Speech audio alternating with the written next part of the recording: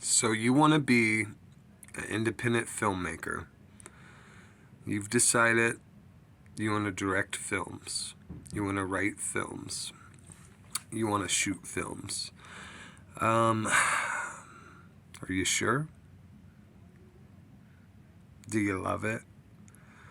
Do you have like something inside you that you're not going to be normal and be able to go to work the next day or keep anything in your mind other than filming a movie?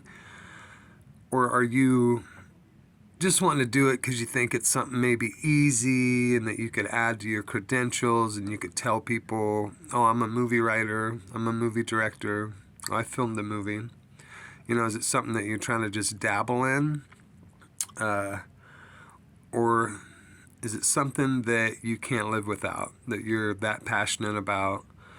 And if so, you should be already filming stuff before you even are watching this video. If that's the case, you've probably already filmed some stuff before, whether it be on your phone or a old camcorder. You've tried, you've dabbled, you've gotten that rush of serotonin from doing a project. Maybe you've never finished a project. Maybe you've just shot some video. Either way, that's a good step. It's a good step forward on being in the right place. If you find that you've already, even without the equipment, even without the proper education, have already dabbled and started filming. Because honestly, guys, you don't need anyone's approval to make movies. Now, to make good movies, that's a whole different, it's a whole different topic. I'm still dabbling on trying to get into that. I'm still figuring that out. And that's like with any craft. You're going to get better and better at what you're trying to convey. But if you have a good job right now, or if you're just a blank canvas right now, ready to jump out into the world, and you decided you want to be a film director, and maybe you got good parents, you know, that are well off, taking care of you, you have a mom and dad, don't be ashamed of that, man. That's cool. That's something a lot of us never had. Take advantage of that. Stay with them as long as you can, rent free, living free. I know it sucks or whatever, say you live with your mom and dad, but I've been on my own since I was 15 years old. And I often think how much of an advantage I would have on the world as a young adult if I was able to stay somewhere for free, especially a loved ones, a parents, be able to save up some money to really get a good go started at the real world. That would have been unbelievable. When I turned 16, if there was a car that could have helped me get to and from work, that would have been an unbelievable advantage and something that my life has never had. That's not a reality for a person like me. And so take care of that privilege. Don't waste those privileges if you have them. If you're fortunate enough to be from a family that's tight, still together, or that loves you and wants to help you in any way, rule number one in life, let alone filmmaking, definitely use that. That's why they're your parents. You know, they want to offer that for you, so that way you have no excuse that you started out doing what you wanted to do and they propelled you. They helped you. Hell, even if it's just a year paying no rent or a gas card or some shit like that. You know, there was no such thing as gas cards when I was growing up. That's a couple generations ago, a new thing. I'm not even that old, is the crazy thing. Y'all got me talking like I'm some old man. Like, come here, whippersnapper. I'm still in my fucking prime. So, if I'm telling you this stuff, that's how fast it's changing, guys. But, so yeah, you got to figure out, do I want to be a filmmaker? Do I really want to make films for a living? Do I know what that means? Or do I just want to tell people that I make movies, you know? We deal with a lot of posers like this in all kinds of communities, you know? Sometimes people just want to have a cool job for the sake of having a cool job, or they think that you get paid well and you don't have to work, really. Could be a situation like that where they're like, oh, I don't want a 9 to 5 where I have to be accountable. I want to have something with more freedom because I'm an artist. Yeah, yeah. Well, that shit, is make-believe stuff, guys. Like, you have to work hard. You have to be good at your job. There's so many people out there with so much equipment right now, and they're ready. So are you ready? Do you have equipment? You've got a vision. You're excited about it. You're motivated. But what do you really offer? What do you have? How are you going to charge a premium? Like, how are you going to actually do this for a living? So these are things to ask yourself to make sure that you're wanting to move forward. Because just like with anything worth doing, it's a catch-22. You've got to somehow figure out how to simultaneously pay rent and survive while doing your dream for a living, So that's a big thing. Are you sure you want to be a filmmaker? If you want to make money, if you're wanting to make money to survive, to take care of yourself, maybe you have kids, you have a sick mom or something, don't get into filmmaking. Sorry, I know it sounds cynical, I know it sounds harsh, but don't get into this business if you need money, if you need to make money. Some of us have followed our passion and we've realized, whoa, this is a hard deal.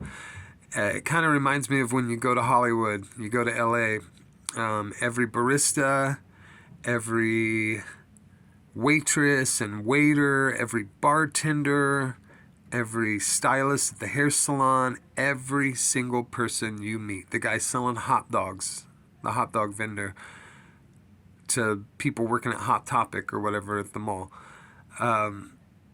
they're all actors, but they don't make a living at acting. You ask them what they do, they're like, oh, well, I'm also an actor. I'm not just a hot dog guy, or I'm not just a waiter or a bartender or a fucking, literally everything. I'm also an actor, It's just not enough to pay your bills, and that's just acting, It's not frequent enough for these guys with these smaller parts and stuff. And they get into the union, and that's a whole other video too, talking about the pros and cons of the SAG, Actors Union. We'll get into that stuff later. But really, I want to know why. Why do you want to make movies? Do you need to make money? Do you think you're going to make money off of making movies? Because it's going to be a real long time before you see a profit trying to make movies. So that's not right. You don't want to get into it for that. Like I said, you want to get into it because you can't not. You can't not go another day, a minute, an hour without creating something, without being completely obsessed and shut out from the rest of the world for months on end, to be able to spin with this thing that you just made, and to be able to edit it, and to be able to make sure the sound's perfect and everything. Like, you're giving birth to a creation that's going to take 8 to 12 months sometimes before it's finished. During those times, you're isolated for the most part. Minimal interaction because you're focused on your work. You're going to have moments where you doubt yourself quite a bit. You're going to have moments where you feel unsure because what happens is you see the video so much, you almost get blind to it, almost desensitized, to where you don't know if it's good. At a certain point, you don't even know what's what anymore, and you don't know if you're just a complete fool that's just wasted all this time, or if it sounds good or looks good anymore. You've just seen it all and heard it all too many times over and over and over, literally on the verge of insanity. You get there sometimes with these films, especially with the feature film. You get there. You just got to stay the course. And it's all for that beautiful day where you show it and you get feedback. And goddamn, if people don't laugh and clap and you hear them talking about it and whispering, you get a set in that theater. And you get to watch people watch your movie. That's when you get to find out if you did good or not, regardless of the self-doubt, regardless of the desensitization that you go through.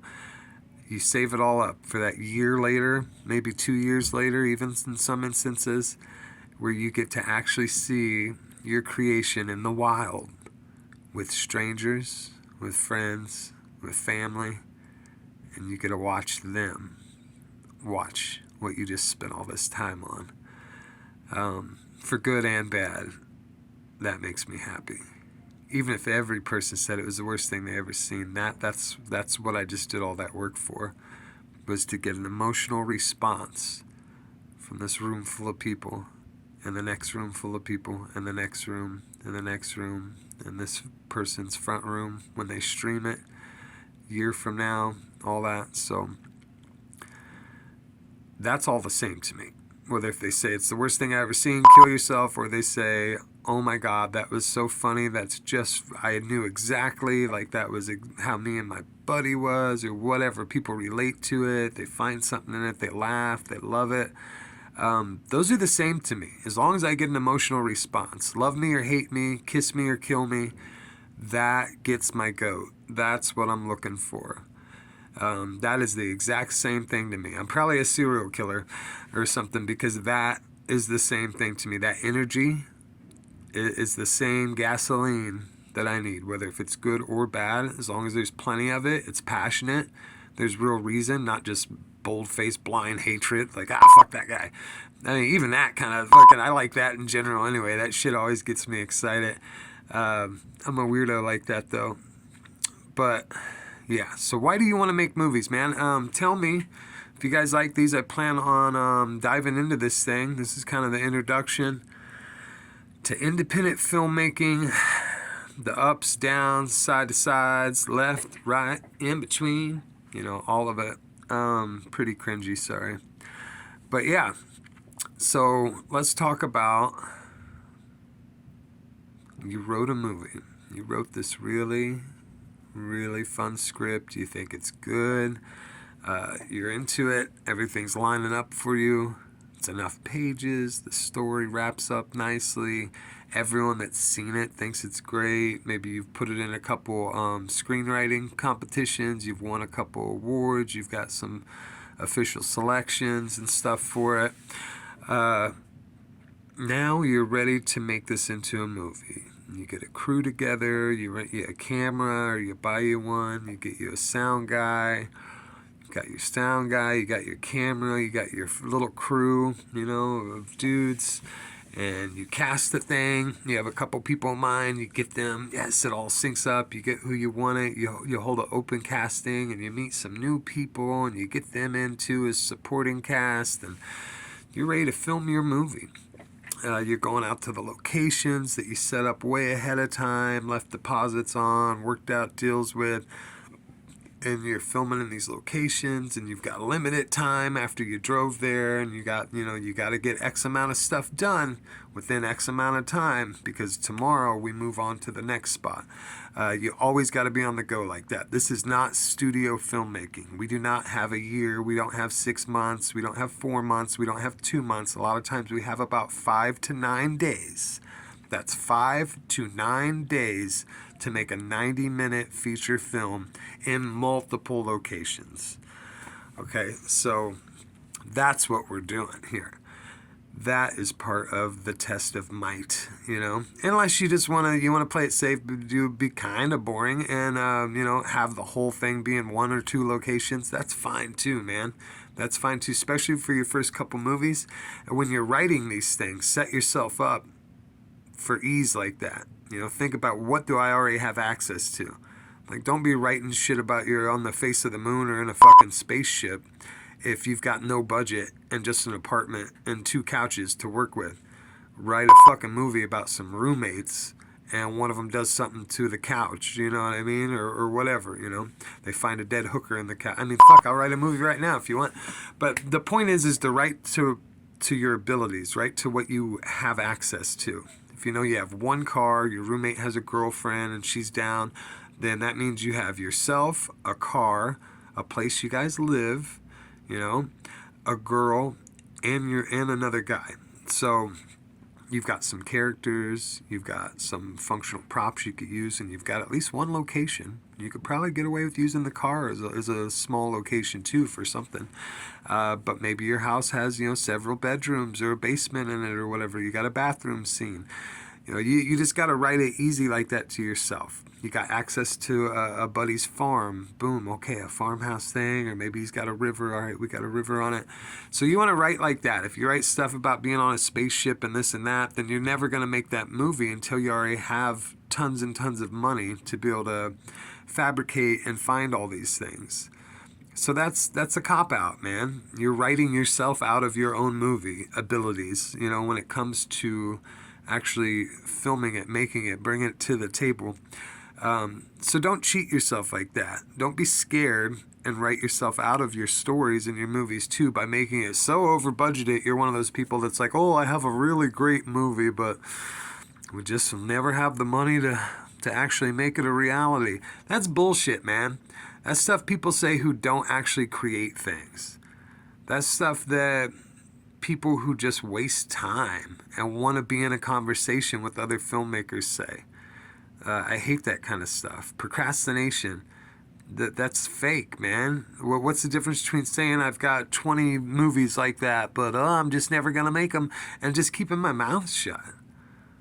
Or just not actually finishing anything. I would rather have 100 shitty-ass movies made, finished, color corrected, audio done, onto streaming, on DVD, that no one's buying, credited, everything, you know, than waste a year of my life on something that I know was, you know, wrong from the start, that I knew wasn't going to be able to do from the start. So, you know, don't do that shit. And anyone doing that shit, it's a cop-out, okay? Because you could write a movie with what you have, and you could write another movie with what you have after that, because you have a little bit more things, you know?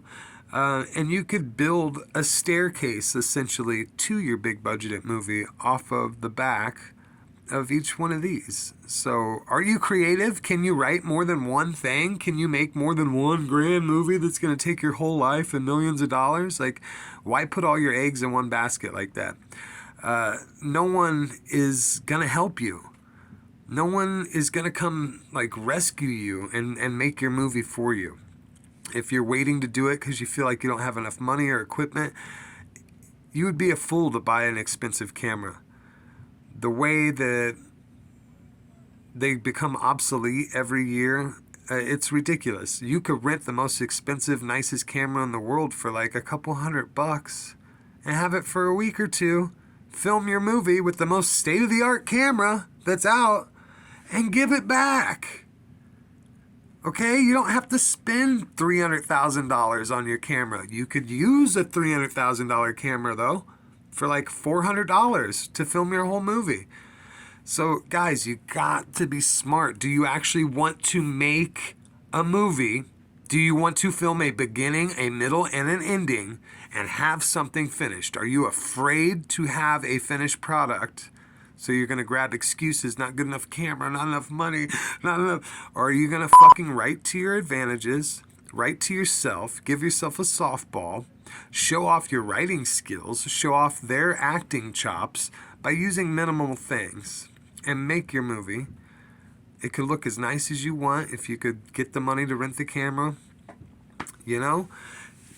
Do that, and you'll find yourself eventually 6 or 7, productions in. You're going to find yourself doing that space movie or whatever with the big budget and a big real studio at some point, because you've shown people that you could create and finish something with whatever you have. So that's important too. All right.